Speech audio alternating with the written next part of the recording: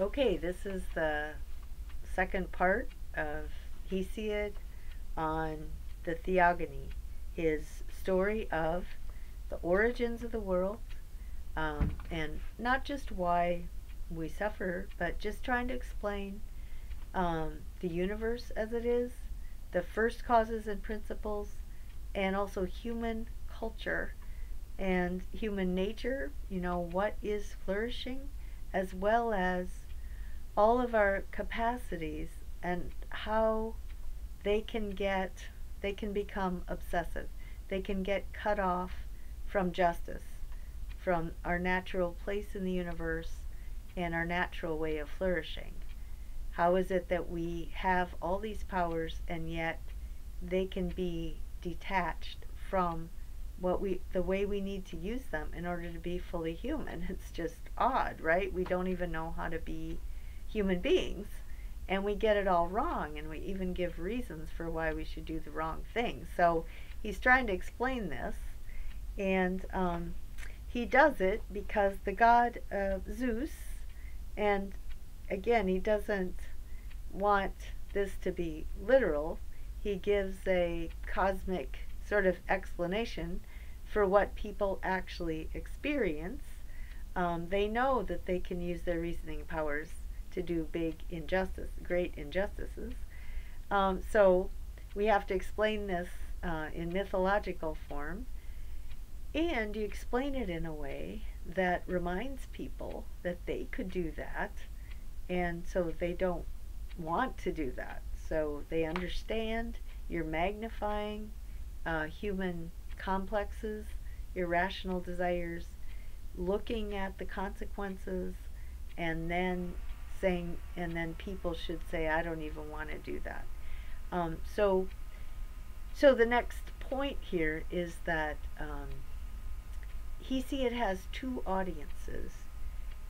If you take it absolutely literally, the stories had to come from human experience because they came from the bard when he was inspired by the muses. And the muses then told Zeus on Olympus, and the muses speak to the human being who's the good ruler. So the human being is being educated by the poet. But, so that's literal, truly literal. But usually people say Zeus did this or that. They think what's literal is that Zeus actually came down off Olympus and did this. So the one audience who believes Zeus did do this and Hera does that and all that, say that, well, the gods can do these things and we can't. And so people think that, they identify with those gods and goddesses. They understand it. They understand why Zeus would want to have sex with all these sweet young things. They understand Hera's jealousy. They understand why Hera would go after the sweet young things and not after Zeus. I mean, they understand all this stuff because it's about people. But if they took it as if it was really the gods, they would be educated through fear and repression. So, yeah, the gods can do that, but we can't. No way, we can't do that.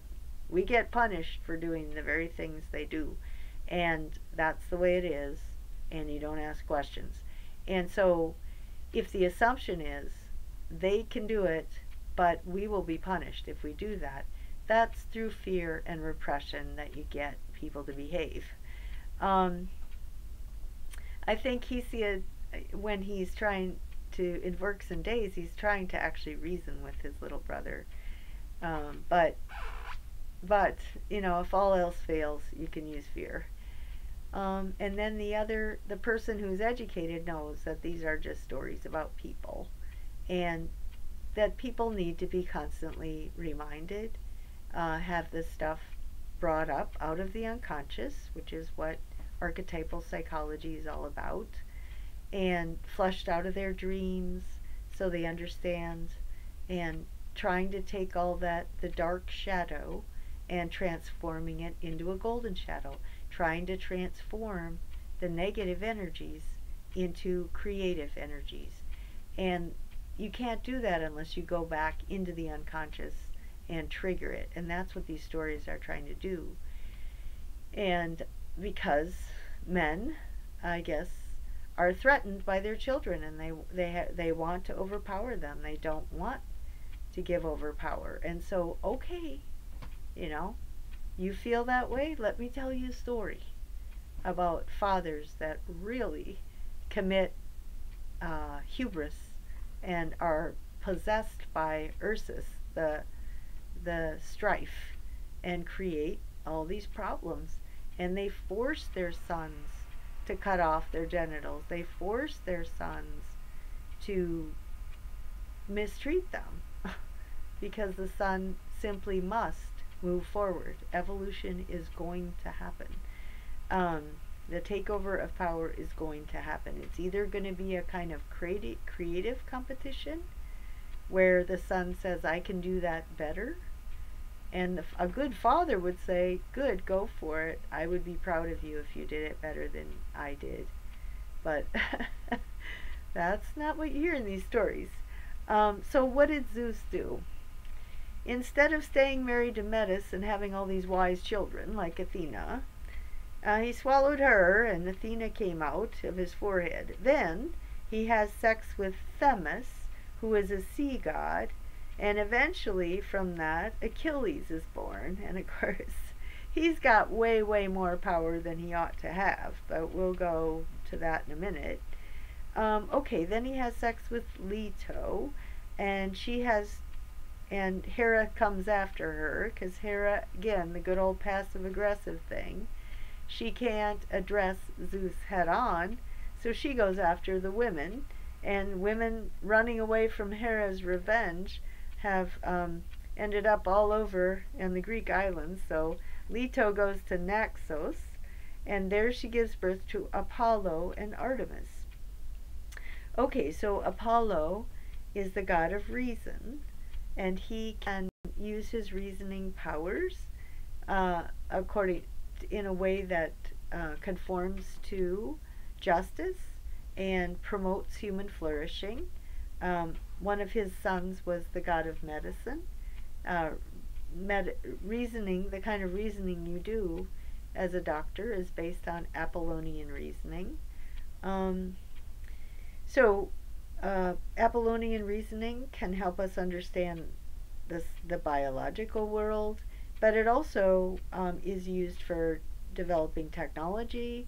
And Apollo the god is emotionally immature, and I'll explain that in a minute. But he's also indifferent to justice. He really cares more about efficiency than about justice. So in the Trojan War, we'll see that the Trojans are better organized, even though they have the wrong cause. They're unjust, whereas the Achaeans are not organized, but they have the just cause. And that's what happens with Apollo. You can have very, very good military force, but the country has an unjust cause. It's engaged in unjust aggression. Okay, and then his sister is Artemis, who's the goddess of the wilderness. She's the opposite of her brother, who's definitely a civilization kind of guy. And she has strengths and weaknesses. And Hesiod, in Works and Days, starts to understand, use his reasoning to understand the wilderness, understand the winds. Artemis had the capacity to make the winds stop. Anyway, so she's the huntress. She goes out hunting. And in the next 2 videos, I'll talk more about the goddesses, for one thing. Okay, and then Hera, Zeus's second wife, was Hera. And because he was unfaithful to her, there were a lot of problems. First of all, because Hera is the goddess of honor. And this is a natural need in human community. is that Zeus would rule over the rule of law and the justice, the enforcement of law, the applications of the law in the judiciary, and the enforcement of law. And so Hera is the god. Okay, but beyond just the legal system, you have to have people that really do things that promote social well-being, and you have to honor them.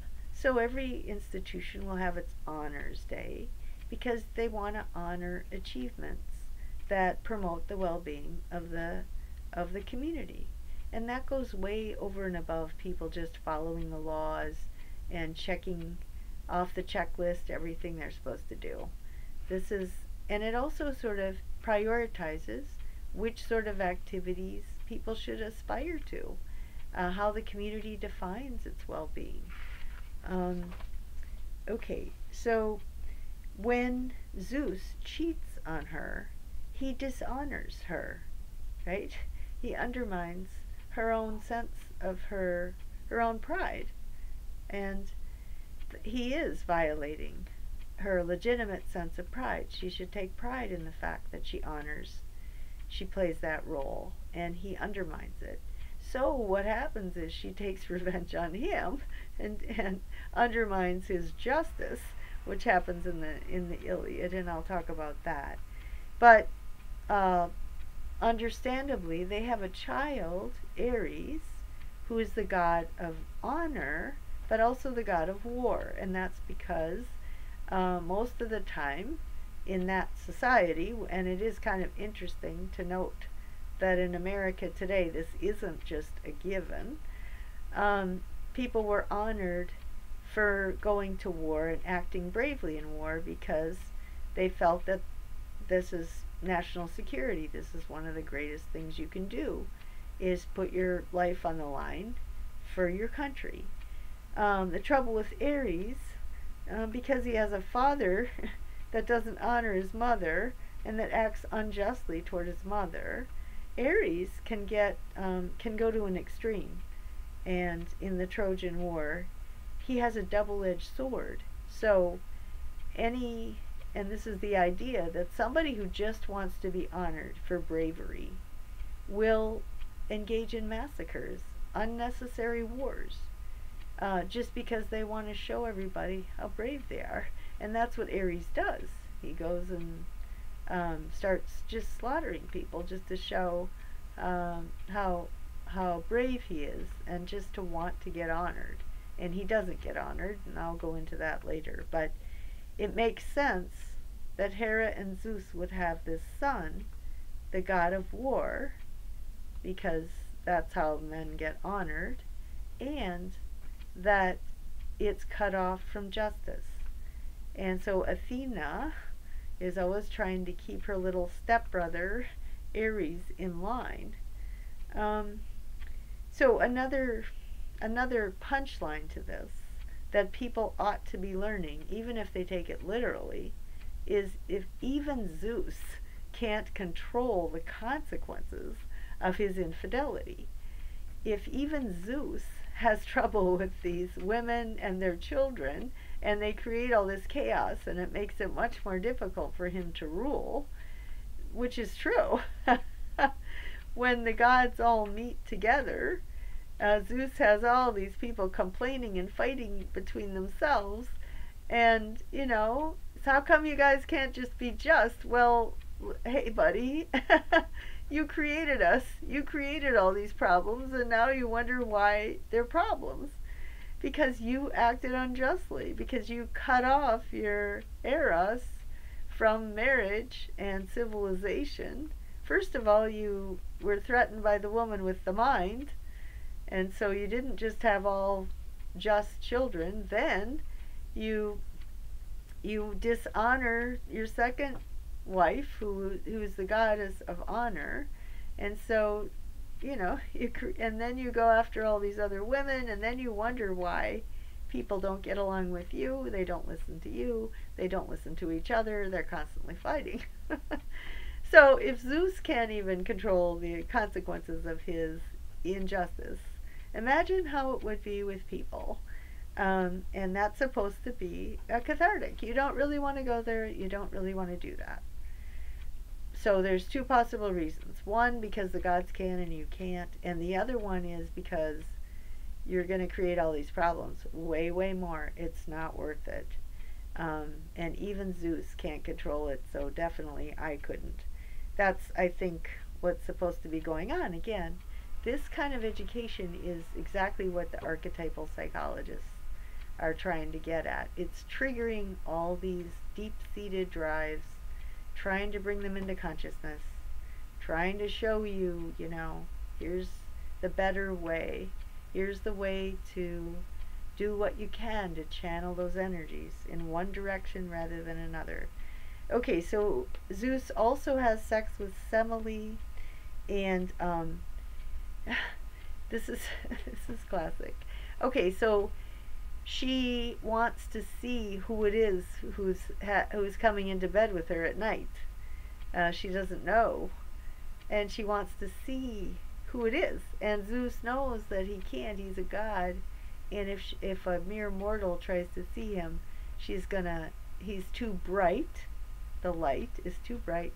She's gonna die. She's gonna burn up. But she insists, and so she burns up, but she's pregnant. So Zeus takes the baby, fetus, whatever you want to call it, developing human, and puts it in his thigh.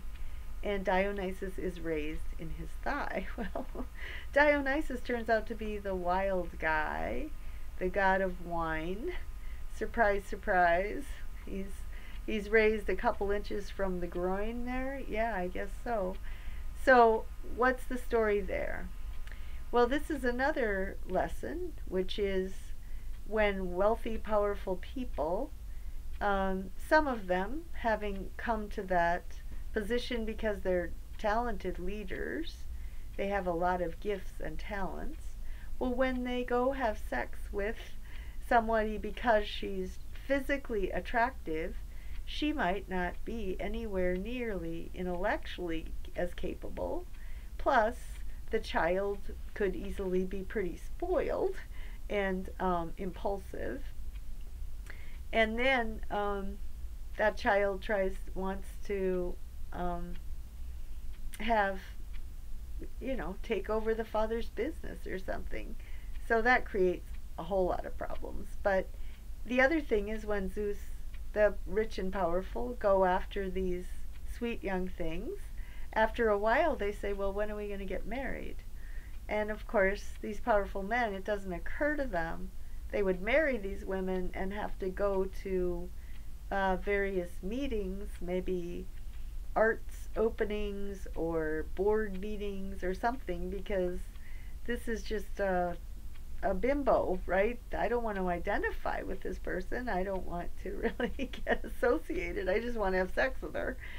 And that's the thing, is that those women they think they have, a piece. They deserve to see the husband. They deserve to be part of his life. And no, that's not what he had in mind. And of course, then it's clear he has no respect for her. And the children born of such relationships can get pretty wild, right?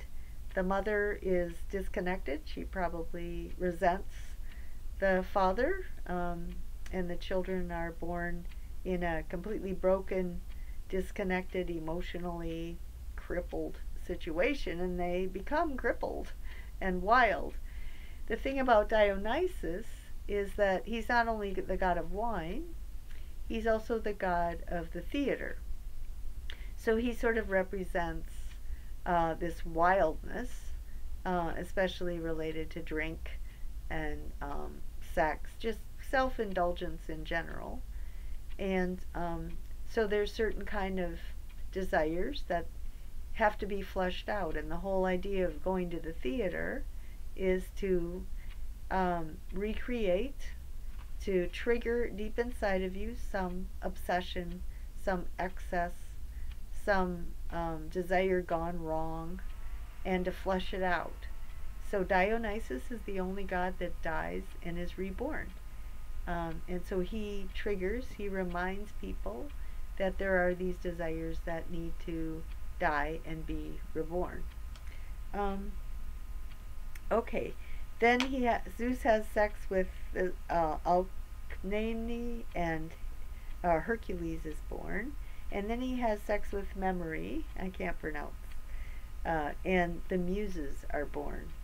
So, as the society becomes more and more complex, and all of these capacity to separate human capabilities from justice, Zeus is planting his seed, but with women who the mothers are not wise, and they aren't his wife. And so all of these disconnections in the human psyche, this explains how our drives and our capacities, both physical drives, eating, drinking, sex, courage, all these generosity, friendship, anger, and then our intellectual capacities, reasoning, how they all can get disconnected from justice and from flourishing. But in the same generation where all of this dysfunction is being born, also the muses are being born. And so at the same time that dissociation, cognitive dissociation, is born, also the capacity of human beings to understand it and to educate themselves is born in the same generation.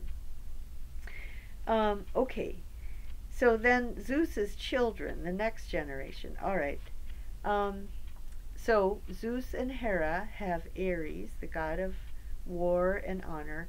They also have Hephaestus, the god of the forge, or the god of crafts. He's born. There's two different stories, and it doesn't matter. Each one has its own kind of meaning. So one of them is that they all have the same source, which is Zeus's infidelity, and Hera resents it. So on one story, Hera produces her own child by herself without Zeus's sperm, and he's crippled because of that. On the other story, Hephaestus protects his mother because she's being betrayed, and he's the little mommy's boy, and she coddles him and he coddles her, and he gets mad at his dad for being unfaithful, and his dad throws him down Mount Olympus. Okay, well, those kinds of things happen in families, right? If the father is abusing the mother in some way, and that cripples a child, but the child can protect the mother and then be punished by the father. It's just, these things happen. So Hephaestus becomes this rather introverted, quiet type who sits at the forge but he creates beautiful things. And what happens is Aphrodite, if you remember, she's born out of the foam after Uranus' genitals are cut off. So she is the goddess of beauty. When she's active, when she gets Eros to shoot his arrows, there's problems.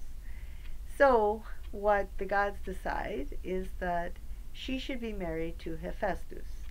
And this is great iconography because Hephaestus, the god of the crafts. Well, when he's inspired by the goddess of beauty, you have these beautiful, well-crafted artifacts in your home and in your society, and that human beings are sensuous creatures, and it's fine to use sensuality to get you into a higher realm of spirituality. So the idea is that your furniture and your pottery and the house and other people's places to live and the streets and everything would be well crafted.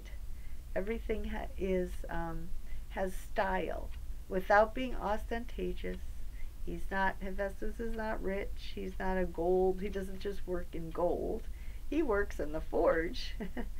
But everything can be made with style. And when Aphrodite stays and is married to Hephaestus, it's cultural flourishing. It's beautiful. It's physically beautiful. It adjusts society. A society that promotes human flourishing is also going to have taste. Be a society where people have a sense of style and have some taste. Now the trouble is, Aphrodite is not faithful. She cheats. And she's extremely attracted to Ares. So sex and aggression are very attracted to each other. And that's the old Hollywood formula for a way to have a blockbuster. You have to have sex and aggression. And these are the two most dangerous forces, because they can step outside of civilization farther and create more problems. And that's because one of them is connected to the pleasure principle, a really, really deep-seated, right, deep in the unconscious. And the other one's connected to fear, which is another one of our very basic drives. And Ares is he's the god of war, and war is a culturally structured event. But in the context of war, a lot of times these very, very primitive behavior occurs, and massacres occur, and things occur that are not just. Okay, when it gets separated from justice, it gets very primitive and very aggressive, and it goes way back to those original four forces. If you remember, there was chaos. Okay, that chaos is gone because we're starting to have some order. But you have Eros, and Eros turns into Aphrodite and creates a whole lot of problems. And you have Thanatos, the violent principle, the underground, and that's Ares is the cultural construct trying to harness that, and when it gets detached from civilization and justice, it's very dangerous. And then Gaia. So all of this theater, all of these interactions are taking place on Earth. So again, Ares and Aphrodite are the ones to watch out for. But they have a child named Harmony, and that's typical psychology when parents fight. Oh, they're very attracted to each other, and then they're very repulsed. So they have attraction, and then they break up because they can't.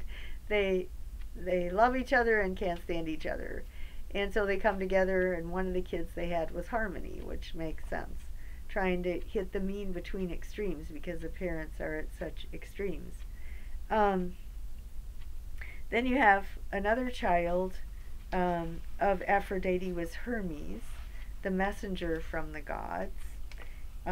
He delivers the messages from Zeus. Oh no, Aphrodite and Hermes get together and have a hermaphrodite. And then Aphrodite and Anchises get together and have Aeneas. And then Aphrodite is one of the big problems that started the Trojan War. And again, people mostly know that, but I'll talk about that in a future video. Then Apollo, okay, another of Zeus's children is Apollo. He's the god of reason, of a certain kind of ordered music, and of archery. And I'll talk about his iconography at Delphi when I do the one on Delphi. But right now is his failed love affairs. Okay, he also has Eros problems. He's emotionally immature, and he has a lot. He goes after sweet young women, and forcefully. There's a lot of rape in these stories. The women resist him. Oh, Zeus also had Demeter was one of the women he raped, and Persephone was born. So that's, and she's the next generation. I'll talk about it in a minute. Well, actually, that would come here. So Persephone is born, and Demeter and Persephone are out picking um, flowers in the field, and Hades is attracted to her, and he wants her, and he wants to abduct her to Hades and make her queen of the underworld. Well, so he asks her father, Zeus, for permission, and Zeus says, sure. Oh my gosh. Yeah, well, does this happen? Yes, it does. Um, Again, it doesn't happen that often in our affluent society, but in the past and sometimes now, um, people make money off their daughters, right? They sell their daughters to the highest bidder. Now, maybe they do it for her well-being. Maybe Zeus thought he was doing this for Persephone's well-being. I would gather that sometimes the mothers don't think a lot about that. It probably varies quite a bit. But anyway, in this case, Demeter wasn't real happy about it. So Hades rapes and abducts Persephone and takes her into the underworld against her will and against her mother's will. But it doesn't matter. This is a man's world, right? So Demeter does what she can do. Passive aggressive, once again. She doesn't have much power, but hey, the goddess of fertility has some power. Guys are not fertile, and they try to control women's fertility, but they can't. There's limits to how much they can control female fertility. So she just stops the crops from growing. She's going to starve everybody out. It's okay with her if everybody dies. And this is what happens, and there's tragedies about that, Hecubas about this. When you take the mother-daughter relationship, which is a biological bond, really, women are wired, especially after they have children, their body chemistry changes, and they're really wired to take care of those babies. And so if you hurt their babies, if they're gonna come back, it's very hard. And so this is another thing, is reminding a woman of she'll be tempted to do something extreme, to have a complex. And that's what happened with Demeter, is that she decided to starve everybody out. And Zeus decided that that wasn't a good idea. On one of the stories, it was, well, he doesn't want people to die because he likes getting worshipped by them. And again, you know, he's the guy with the big ego. Again, I think all these stories are cathartic. I think the poets are saying, really? That's the only reason? And you're supposed to, you know, guys are supposed to be looking at themselves and going, boy, are you full of yourself? I really think that they understood that that's it, that the poets are trying to get you to think critically about yourself, constantly examine yourself.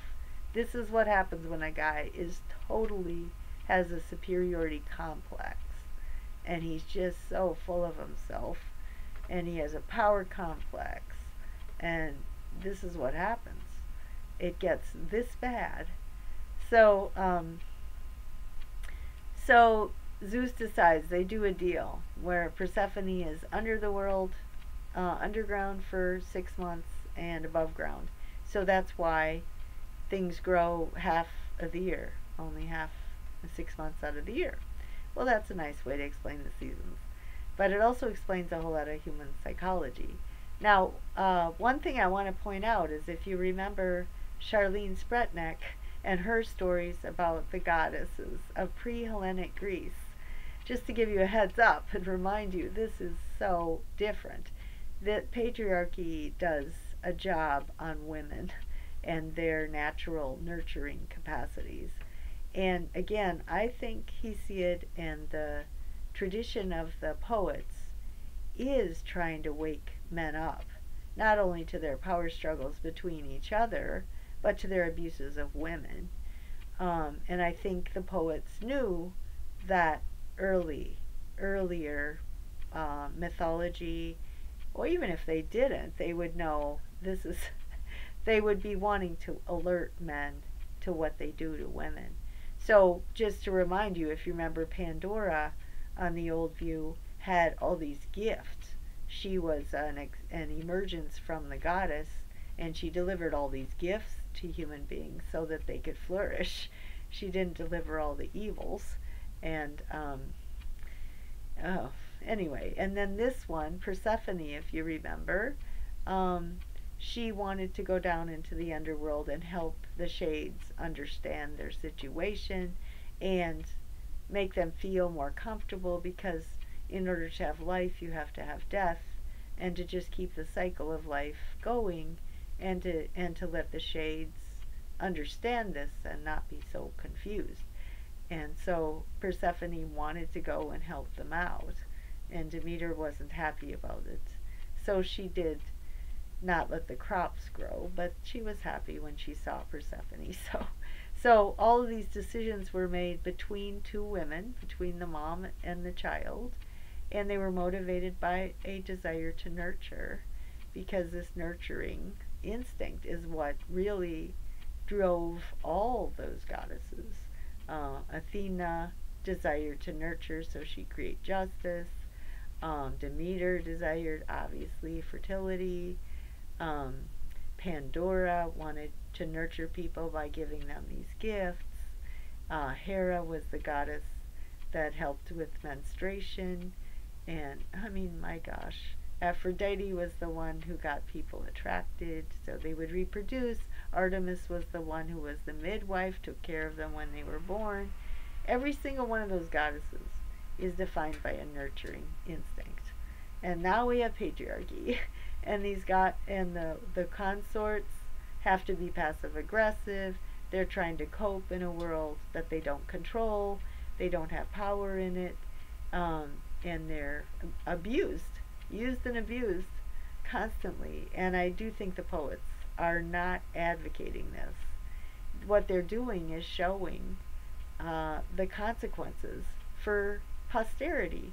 When you have sex out of wedlock, when you abuse people like this, it has ramifications forever, and it has implications for the world that posterity steps into, and what people have to deal with, and what the kind of, when the human judge tries to deal with people's problems. So these stories are about how it gets to the point where people come to a judge with these problems, and then also what kind of decisions the judge should make. But there's just stories of abuses after abuses. So that's the story of Persephone. Now, once she's in the underworld, because she's the goddess who was victimized, she was the victim, she's the one, again, you have this wicked woman, she's the one who victimizes the victimizers. So if you seek power or wealth, you are going to victimize other people. You're going to create victims if you are guilty of hubris, because you want something, and you're going to have to abuse other people to get it. But if you create victims in Hades, you will be victimized. Persephone will make you a victim, punish you for eternity. So get ready for it. So that's the hellfire and brimstone one. The other signal from Hades is that you are accountable for what sort of legacy you leave behind, and you'll live in eternity with the consequences of that. And I'll talk about that when I talk about the Trojan, when Odysseus goes down into Hades. But with Apollo, okay, so his first failed love affair was Daphne. She was the daughter of the river god, and she ran away from him and turned into her father, or the gods turned her into a laurel tree, and so you have the laurel as part of the Olympic Games, part of the sacred rituals. And then Cassandra he gave her the gift of prophecy, so she actually could see into the future. But she rejected him. So he cursed her with the fact that no one would listen to her. And so no one would believe her. So she told the Trojans not to let Helen into the city because the city would be sacked. Because she could see it. She knew it was coming. And nobody believed her. And then also in the Agamemnon, this Cassandra's there again, and it's really fascinating, but I won't talk about it now. But the main issue there is, first of all, there's two sides to the story. On the one hand, he really takes revenge. On the other hand, according to another story, she had told him she'd have his baby, and then she refused, so she lied to him. So Apollo realized, oh my gosh, I gave this mortal the ability to see the future, and this person can lie. So, oh my gosh, she can really, really do harm if she starts lying to people, and because she knows the future and she can, oh my god, she has way too much power. So then he cursed her that no one would believe her. So in a way, it might be reasonable. And then the other take on this is that actually it isn't the curse of Apollo that causes people not to believe her. It's because the people are obsessed. They've lost their minds and they won't believe her. Even if she does know the future, they won't believe her because they're passionately in love with some other idea, some other desire that they want, some other action they want to take, and some other reason to justify it. So that's really why they won't listen to her. It isn't so much the curse of Apollo. Okay, then she fell in love with another woman, Marpessa, and this woman was kind of a commoner, and she was afraid that Apollo would reject her when she got old, so she chose a mortal instead. This happens when, I think, a highly intelligent, probably also powerful, privileged sort of guy falls in love with a,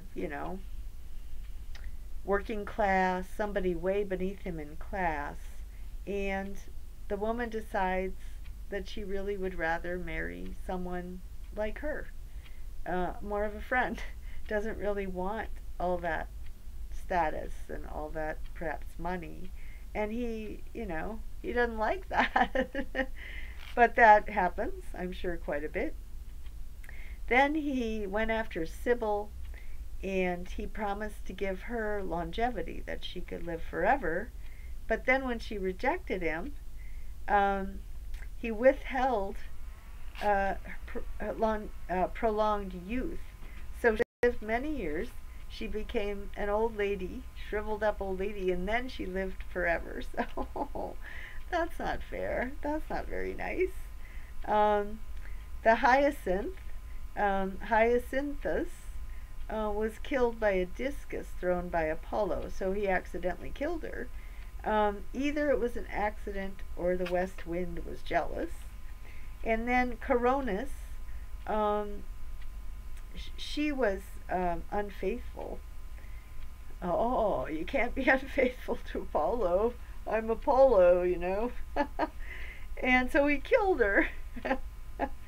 But he saved her son, and her son was Asclepius, the god of healing. So, yeah, these are the stories, right, of what happens when Aphrodite gets cut off from justice and civilization, and what happens when Aphrodite, when you have Apollo, the reasoning, the goddess of reason, and he has sex with these other women, and it really gets messy. So that's what happens, of course. Hesiod has figured this out from his own experience. This doesn't come from nowhere. Then there's Artemis, the goddess of the woods, and I'll talk about her later. And then the next one is Iapetos, and which was the second generation early on, has these 4 children. One of them is a violent guy, One of them is Atlas, ends up holding up the world on his shoulders, which of course, do I have to do everything mentality. And then Epimetheus and Prometheus, he has those two. And Hesiod tells again the story of Pandora and Pandora's box, and it comes across truly as pretty misogynist, that women are the cause of evil. Now, the trouble is, we have all these other stories. So I would say that again, they aren't the cause of all the evils. They're the cause of the Pandora's box is the cause of diseases and all these sort of physical evils. But this abuse of women, I think, is really what Hesiod wants to get at. I think he's really trying, and he's not getting at it because women are so great. He's getting at it because men have this power, and I think he thinks it's good that they got that power. It was just a part of social evolution. Gaia produced Uranus, and then Kronos, and then Zeus. This is the emergence, the evolution of nature from nonlinear and cyclical to linear, and then the emergence of culture from nature and the emergence of human culture. And Prometheus is the guy who stole fire and started to get people so they could plan ahead and start living more comfortably. Whether and the problem, whether or not Prometheus, things would have been wonderful if he hadn't done that, doesn't matter. Nowadays, we really need to use our Promethean foresight, but I think Hesiod is telling men. He's speaking to men. He's saying the goal is justice, and you should be just. That's what he says to his brother, and that's what he's implicitly saying in the Theogony, and he's doing it in this indirect way, which is, here's what happens when men abuse their natural place in the world. So the natural place for a man is that king that the muses speak to, that the bard is speaking to through the muses. So the bard's job, the poet's job, is to keep the muses active, activate the muses, tell the stories, tell them to the rulers, tell them to men, and tell them in a way that would inspire those men to be just rulers, to make good laws, to apply those laws in particular cases well, to be good administrators, and then we'll flourish. And in order to get to that point, in order to aspire to be just like that, you have to have all these stories of what happens when you don't do that. And the world we have is the product of men and the way they treat women and the children that they have, and how all the dysfunctional human relationships and all the dysfunctional families, communities, bribery, and worst of all is when the legal system gets corrupted. That's the worst, because that undermines the basic structure within which we can have some time to educate ourselves and become better. So that's the main thing I want to get from Hesiod, is that he's educating men through the tool of catharsis, as Aristotle talks about it. Aristotle's poetics is really about Greek paideia. It's about the educational system, that the poet gets to the universal. He's talking about people with bonds to each other. He's he has this world of appearance, there's this reversal and recognition from what appears to be the case to what actually is the case. There's this reversal from taking it literally to taking it symbolically. There's this magnification of the extremes, and then so that ultimately you develop practical wisdom. And ultimately, the last thing I want to say here is that Hesiod in the Works and Days, basically he confirms all of those virtues that Aristotle talked about, as well as the political association. So he confirms temperance, and the way he describes the gods, he promotes temperance, courage, not overreacting, not underreacting, generosity, anger, being even-tempered, sense of humor, self-knowledge, rational ambition, rational pride, friendships matter, the making of good laws, the distribution of social goods, the rectification of wrongs, and application of the laws to particular cases. And then he does that within the context of the underlying principles of the universe, which is a principle of equilibrium. If you go outside that, if you are hubris, if you overstep the bounds, you'll pay the price. And so he's giving all these stories of the way powerful men who are rulers, who aspire to power, abuse their power, and so they need to get over it.